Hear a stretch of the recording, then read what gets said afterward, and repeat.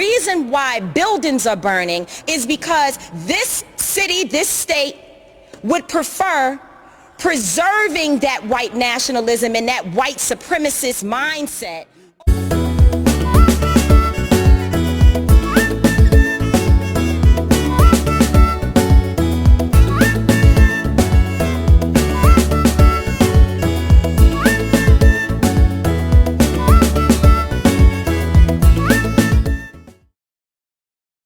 Burning is because this city, this state would prefer preserving that white nationalism and that white supremacist mindset over arresting, charging, and helping to convict 4 officers who killed a black man.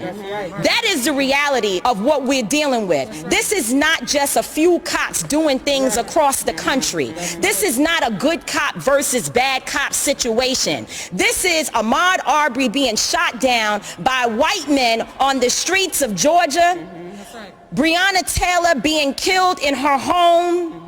This is in New York City, where we were until freedom. We were just in New York fighting the police officers who, in the name of social distancing, were damn near killing black young people on our streets. This is a coordinated activity happening across this nation. And so we are in a state of emergency. Black people are dying in a state of emergency. We cannot look at this as an isolated incident. The reason why buildings are burning are not just for our brother George Floyd. They're burning down because people here in Minnesota are saying to people in New York, to people in California, to people in Memphis, to people all across this nation, enough is enough. And we are not responsible for the mental illness that has been inflicted upon our people by the American government, institutions, and those people who are in positions of power. I don't give a damn if they burn down Target, because Target should be on the streets with us calling for the justice that our people deserve. Talk about it, Tamika. Where was AutoZone at the time when Philando Castile was shot in a car, which is what they actually represent? Where were they? So if you are not coming to the people's defense, then don't challenge us when young people and other people who are frustrated and instigated by the people you pay. You are paying instigators to be among our people out there throwing rocks, breaking windows, and burning down buildings. And so young people are responding to that. They are enraged, and there's an easy way to stop it. Arrest the cops. Charge the cops. Charge all the cops.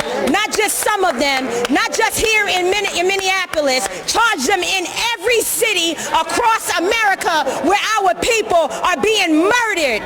Charge them everywhere. That's the bottom line. Charge the cops. Do your job. Do what you say this country is supposed to be about, the land of the free for all. It has not been free for black people, and we are tired. Don't talk to us about looting. Y'all are the looters. America has looted black people. America looted the Native Americans when they first came here. So looting is what you do. We learned it from you. We learned violence from you. We learned violence from you. The violence was what we learned from you. So if you want us to do better, then damn it, you do better.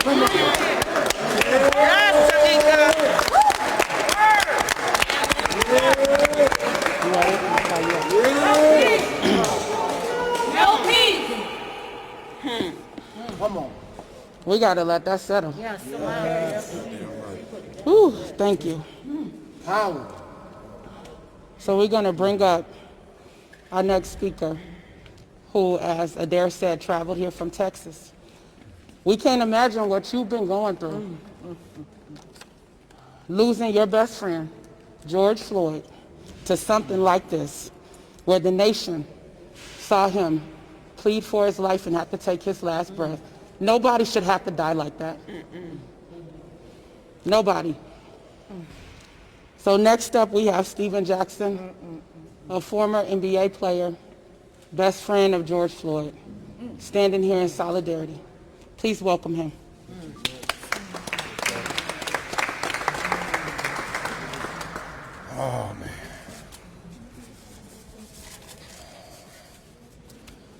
Who said common sense was common? Talk about it. What happened to common sense? My brothers, I love y'all. Love you too, bro. My queens, I love y'all. We love you, brother. I'm not scared. Say that. That's right. Say that. I'm not scared. I'm hurt. I'm angry. But I ain't scared. Yeah. I ain't scared at all. That's right. To my white brothers, I love you. Every race here, I love you. Come on. But it comes to a point now where if you love me and you not standing on the side of me, then your love don't mean shit. Say that. Say that. Say that. Yes. I'm at the point now where I'm tired of being a bigger person. That's right. I'm tired of walking around and seeing white kids and feeling like me being having a big heart and just giving love to every race and we not getting it in return. We entertain and we doing everything for everybody else, but we the ones get shitted on. Come on, brother. Yeah. Bring it. I'm here because they're not going to demean the character of George Floyd, That's right. my twin. A lot of times when police do things that they know that's wrong, the first thing they try to do is cover it up and bring up your background to make it seem like the bullshit that they did was worthy. Right. When was murder ever worthy? Never. But if it's a black man, it's approved. You can't tell me when that man had his knee on my brother's neck, taking his life away with his hand in his pocket, that smirk on his face didn't say I'm protected. That's right. That's what it says. That's what it says. You can't tell me that he didn't feel that it was his duty to murder my brother and that he was fine with it, that he knew he was going to get away with it. You can't tell me that wasn't a look in his face.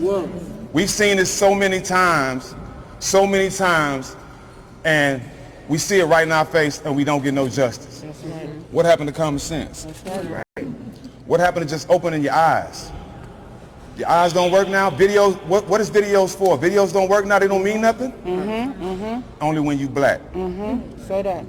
My brother was someone who died trying to be a protector and a provider for everybody. But one thing a lot of y'all don't know, that's damn near every black man. That's right. Talk Say that. about it. Because where we come from, we have to learn how to protect and provide. How not? The ones that don't know how to protect and provide, the ones that ain't proud to be black, are the ones that get knocked off early.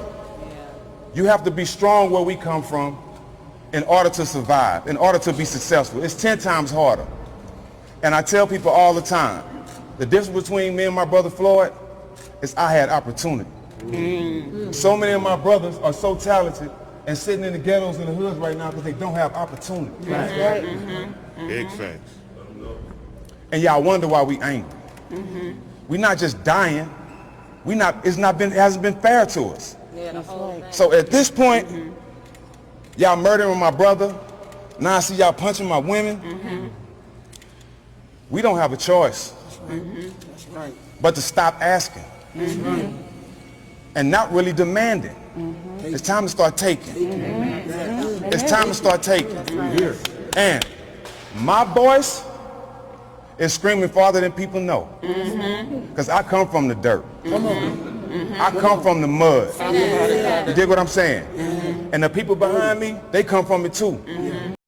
And we here standing together. I need everybody to stand with us. If you're not with us, you're against us. And it's no more pacifying, no more straddling the fence. Either you got to play this our side or you're on the other side. There's no straddling the fence. And I'm talking to everybody, black, white, blue, green. Come on.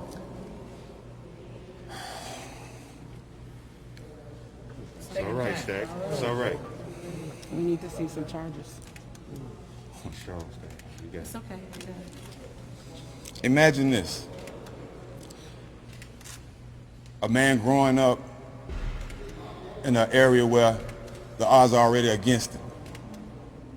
Trying to figure it out. You know, they say experience is the best teacher. So you're gonna make mistakes. That's right. Everybody gonna make mistakes. You make some bad decisions. It happens. We all make bad decisions, right? We make bad decisions. Even being successful, I've made bad decisions, right? Tell the truth. You get to a point where you make a bad decision and you end up suffering for it, going through time. Sit down, okay? You got to go through that. They say you got to rehabilitate yourself. You rehabilitate yourself. You have relationships with people where you're able to get away and try to better your life, That's right. right? Because you've been in the system. All they tell you, the only way you can get out is if you rehabilitate yourself. That's right. And when you rehabilitate yourself, you get out and you still treated like a criminal. Right? So stay with me now. Picture that. You get an opportunity to move away from the environment that brought you down. You get away, you be successful, you get a job, your life starts turning in the right direction. You stumble a little bit again. It's not worth your life though. Right. That's it. You stumble a little bit again, and you end up on the ground with a knee in your neck, screaming your mama's name, screaming your kid's name, Lord have mercy. going to the bathroom on yourself. Tell the story. Imagine if he was white.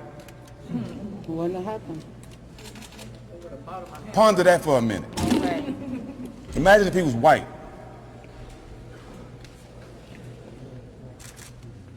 It would be 30,000 more cameras in here. Let's keep it real. It's over for sugarcoating shit. Every news station would be here. That's right. Fuck it, the president might be here. The way he ride. With the very fine people. Listen. Right.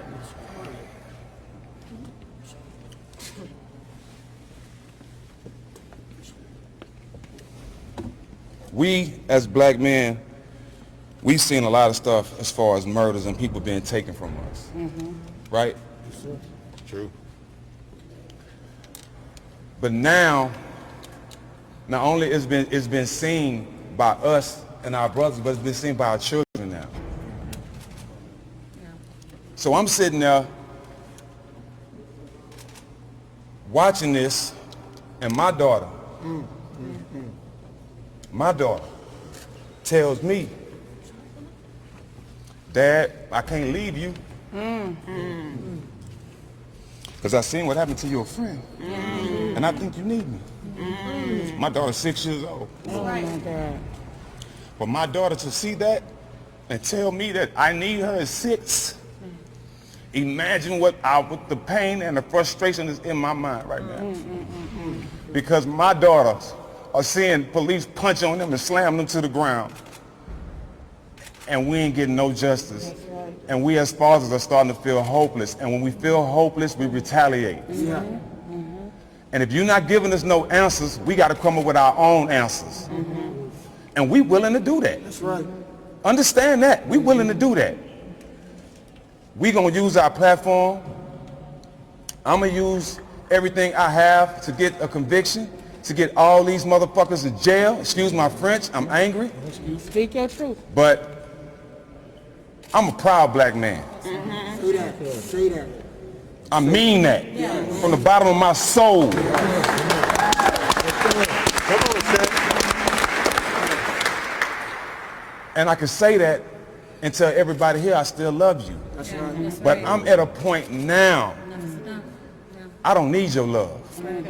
I honestly don't need it. And want me to tell you why I don't need it? Because the love I need, it's always been here. It's always been here. We just haven't came together yet. That's good. But I'm starting to feel it. Come on. I'm starting to feel it. I'm starting to feel it. I'm starting to feel it. And I thank God for everybody here. But we came for justice. We came for convictions. I definitely came because this city is definitely going to take care of my brother's kids. He has 2 beautiful daughters that he can't provide for. 2 nights ago, I'm on the phone with Roxy. Gigi don't even know. She still ain't told her daughter. So she decides to tell her why I'm on the phone. Imagine the cries from a 6-year-old girl that just found out her daddy's been murdered for the world to see. Violently, for no fucking reason.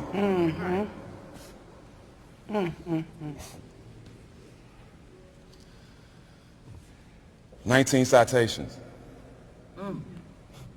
A black man get 3 tickets, his license taken away. But you can have 19 citations as a cop and still have a job. 3 murders under your belt. 3 murders. You got 3 bodies. How many open cases he got to this 12. day? But this world has common sense. Common sense ain't common. Common sense ain't common. When you see one person and you treat them like shit, that ain't common sense. That's hate. And a lot of people have it. But you know what? It's building up in us. We can't love forever. Right. We can't love forever. And the hate is coming out. And I'm afraid. I'm honestly afraid. Because I know what comes from hate from us. And I know why y'all so scared. Because y'all scared that we're going to pull a you on you.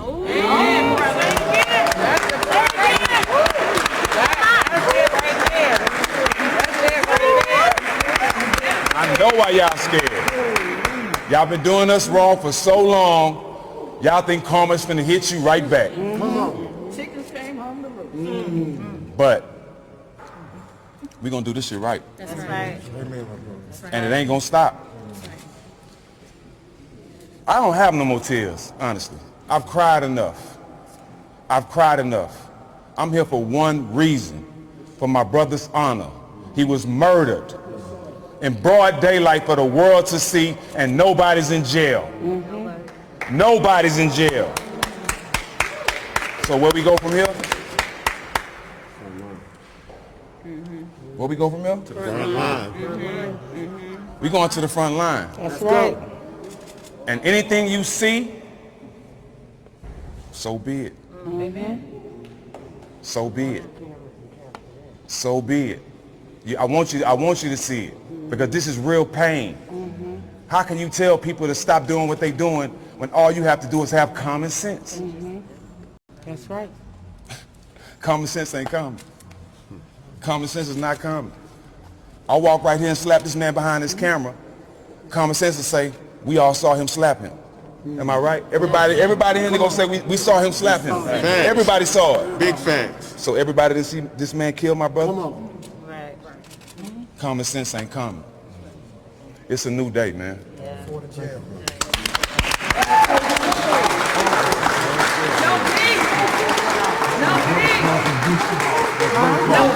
called from Houston. They went to high school together. He asked me to send peace to the community.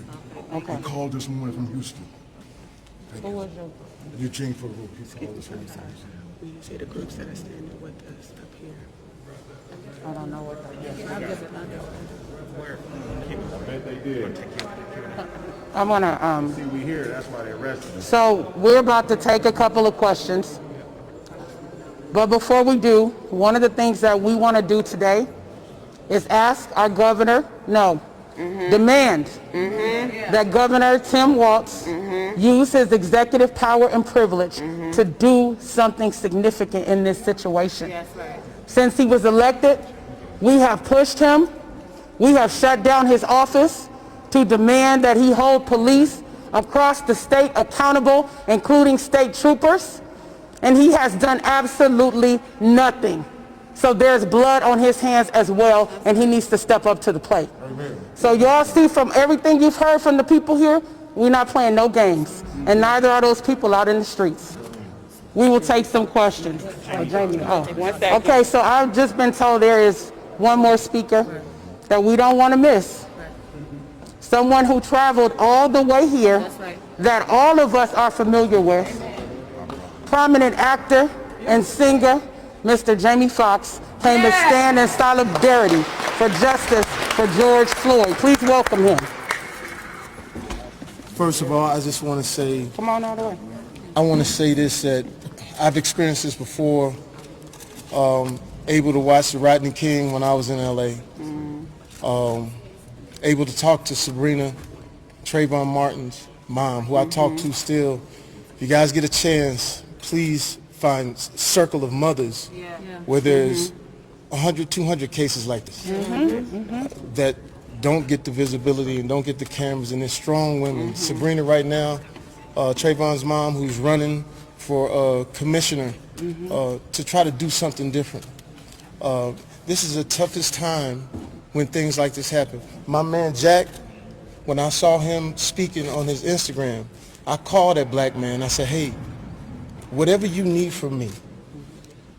I'm a young boy from, well, older now, but I'm a young cat from Texas. I'm from Terrell, Texas. He from Texas. George Houston Yates, we used to hear about how great their football team was. So we have a connection. So all I wanted to do is let you know that we're not afraid to stand. We're not afraid to stand. We're not afraid of the moment. And I think what you saw on television, to watch this man plead for his mother. As I sit with my two daughters, my nephews, who had just come from the grocery store where there was a little thing, and I said, hey, you got to stop that. So what it does is it overcomplicates everything as a black man trying to tell his son or his daughter how to function in life. Even the things that we've taught them don't seem to work. And then there's this thing of contempt of cop, where it is something simple, and how does it escalate to something like what we have today? All we're trying to do is ask questions of why. Why is it when a person who walks into a church, sits down with the parishioners, prays with them, then takes out a gun and causes havoc, and you apprehend them? Right. A white guy. While when it comes to us, it seems like the brute force ends up what we're doing today. So all I wanted to do today was let you know that I'm not a celebrity. I'm from Terrell, Texas. These are my brothers. Talk about it. This means everything, because at the end of the day, when we see you guys out here on the front line, we want to let you know you got support. We want to let you know that anytime you need us, you can call us, we come. We're not afraid of this moment. God bless George and his family. Please wrap your arms around it. And to all of my friends who aren't black, just try to put yourself in our position. And thank you for what you're doing. That's all I want to say. We love you. We're here. We love you too. Thank you. Thank you for not leaving us to stand alone. I want to acknowledge the people who were responsible for helping to pull this together, all of the partners. Pillsbury United Communities, Minneapolis chapter of the NAACP, Until Freedom, Woke Vote, and the Racial Justice Network. And Minneapolis Foundation. And the Minneapolis Foundation. And I want to thank Carl Anthony Towns for stepping up too and showing up. Yeah. Absolutely. So now we will take a couple of questions. Okay, so 5 years ago, we were all here when Brother Jamar Clark was killed by two Minneapolis police officers. Mike Freeman chose not to take it to a grand jury and let those officers walk, and in fact let them back on the force. Now that we have one arrest, what is going to be moving forward to make sure that the culture of the Minneapolis police force is changed? Well, one arrest is definitely not going to change the culture. That's the bottom line. We've called for 4 arrests, and we want to make that clear to the media. Please do not run away with the narrative that highlights one arrest. That is nothing at the end of the day. They should have been arrested, but we want to see 4 arrests and charges for everything that they did that violated the law and the civil rights of George Floyd. Do you want to share something? Yes, please, briefly. My name is Lee Merritt. I'm a civil rights attorney. I've been given the privilege of being able to stand as co-counsel with this family with Attorney Benjamin Crump. We made an announcement earlier today that this community is going to back and that we're going to see push forward into the future. The first, I appreciate the question. We need long-term systemic change. And one arrest and 4 arrests won't accomplish that. And so we're taking this family, the family of George Floyd, along with the family of Ahmaud Arbery, along with the family of Breonna Taylor, to the capital city. We're taking them to Capitol Hill. We're demanding specific federal legislation that changes qualified immunity, that changes police accountability standards. We're meeting with this community because we dare not dictate to them what they need to change in this community. We're putting together a task force that will systematically address not only the issues prevalent here in Minnesota, but in South Georgia and in Texas and in Chicago and all over the country, because this problem is far beyond the death of one man, but we can draw a line in the sand here. That's right. Black people are exhausted, and I speak on behalf of some of the greatest attorneys in the country, with Chris Stewart, with Benjamin Crump, with his partner, Mr. Miller. We're bringing our legal power here. We're bringing our activist power here. We're bringing our celebrity power here. We're bringing everything that we have. Yeah. We're laying it on the line. We're saying this is enough. Exactly. It's going to change permanently. Any other questions? Can you say your name one more time, sir? Lee Merritt, Leemerritt. And your title? Civil rights attorney for the family of Ahmaud Arbery and co-counsel for the family of George Floyd. Okay, so I'm seeing no more questions. I don't see any more questions. Okay, so we have been asked to let you all know that there is a rally happening across the street from 1 p.m. to 2 p.m. in the plaza of the Government Center. All are welcome. Thank you all for being here. I'm sorry, and Nikki, I didn't mean to cut you off. But not Rashawn. What has to happen? Oh, shit. Thank you all for joining us. The other guy was supposed to speak with Who? Royce White. I don't know Right who. here. Sorry. Oh, I was trying, I'm sorry. Can you speak at the rally? 100%. Okay. I didn't know. We're going to be at the front I'm line sorry. for the whole group. What happened over there? Everything okay? Where's your stuff? I gotta get my.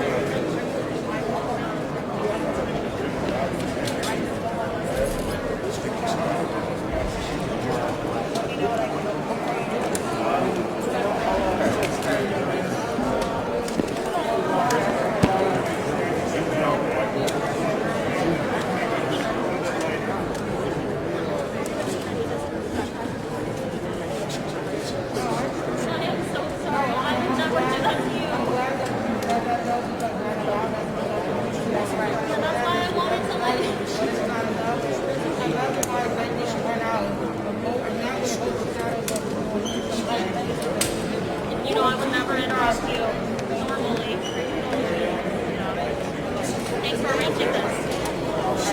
To me, I just need to change my batteries there. Oh, no, I saw what you were doing. I apologize.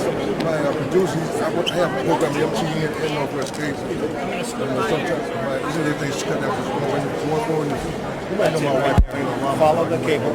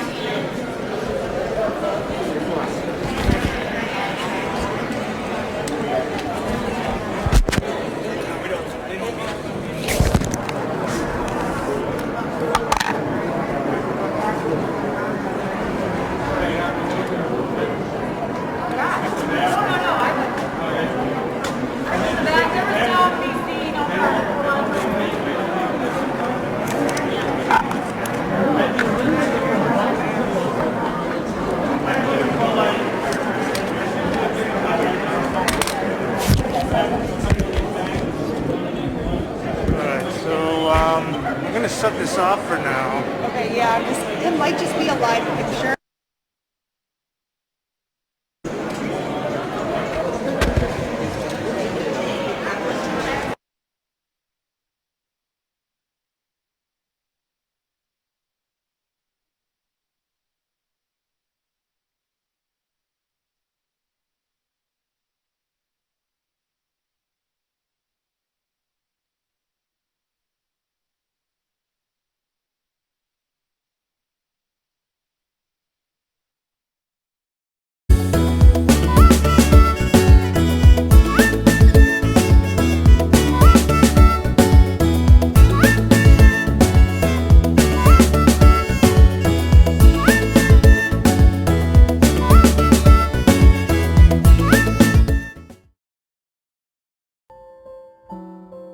He would say that he's a man of God.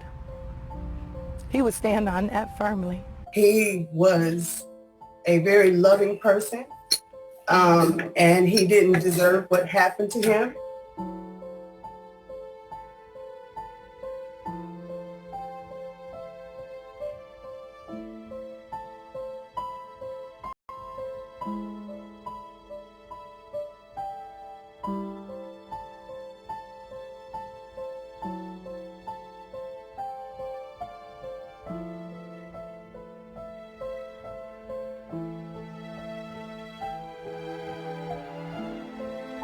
Our young generation is clearly lost, man. Clearly lost, man. Like, I don't even know what to say no more, man. Like, you youngsters just going around, just busting guns in crowds, kids getting killed. One day it's gonna be you and God. You going up or you going down.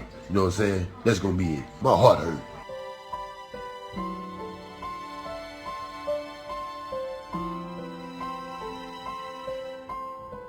Floyd was my brother, man. We called each other twin, bro.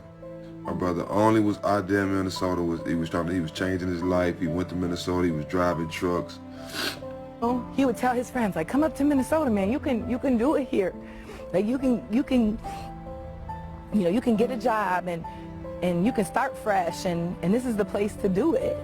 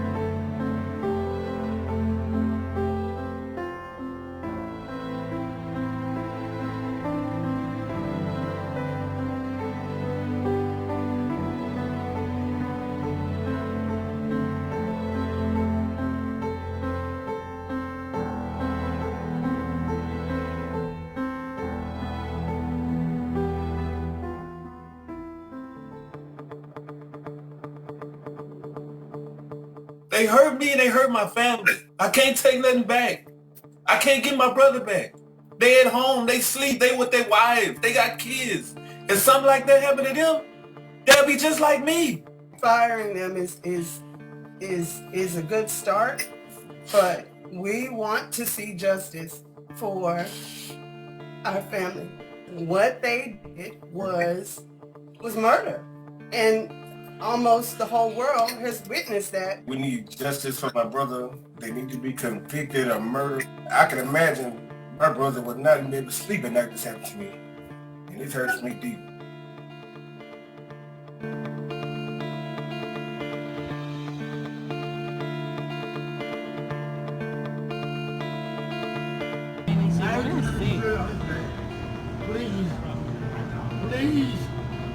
Please, I can't breathe.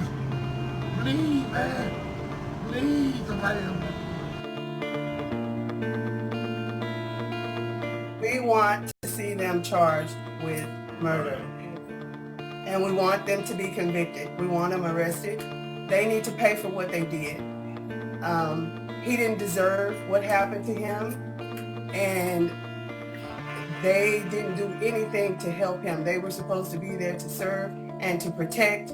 And I didn't see a single one of them lift a finger to do anything to help. While he was begging for his life, not one of them tried to do anything to help him. That I didn't see. What I did see was murder, and that's what I want them to be arrested and charged and convicted for.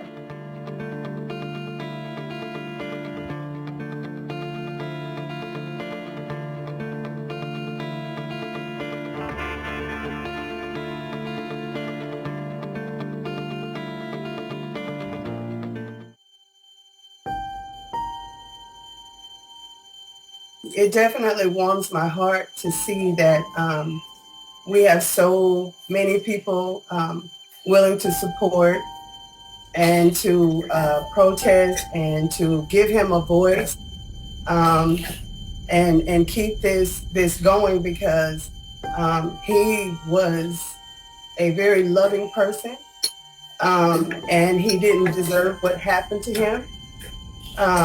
So yes, we are definitely even overwhelmed, because we didn't expect to have the kind of support that we have. I love my brother. Everybody love my brother. Knowing my brother is to love my brother. They could have tased him. They could have maced him.